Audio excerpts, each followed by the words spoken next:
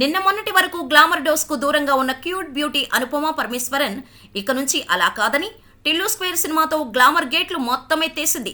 టిల్లు గాడితో కలిసి రెచ్చిపోయింది అమ్మడు. ఇక్కడ నుంచి కొత్తగా కనిపించడానికి ట్రై చేస్తోంది. అంతేకాదు ఏదైనా చేయడానికి రెడీ అన్నట్టుగా ఉందట ఆ అమ్మడి వ్యవహారం. టిల్లు స్క్వేర్ తో సూపర్ హిట్ కొట్టిన అనుపమ ప్రస్తుతం వరుస సినిమాల్లో నటిస్తోంది. ఇప్పటికే ప్రశాంత్ వర్మ దర్శకత్వంలో ఆక్టోపస్ అనే చిత్రంలో నటిస్తోంది. పరదా అనే లేడీ ఓరియంటెడ్ సినిమా కూడా చేస్తోంది.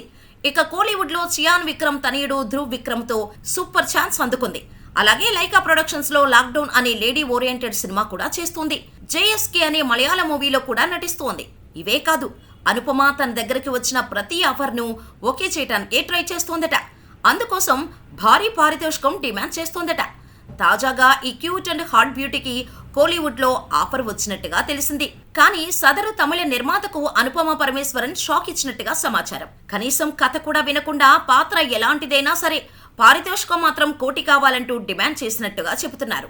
దీంతో సదరు నిర్మాత తమిళ్లో అమ్మడికి అంత క్రేజ్ లేదని 1 కోటి ఇచ్చుకోలేనని వెళ్లిపోయినట్టుగా చెబుతున్నారు. ఏదేమైనా అనుపమ మాత్రం 1 కోటి రూపాయల పారితోషికం డిమాండ్ చేస్తుందన్నమాట.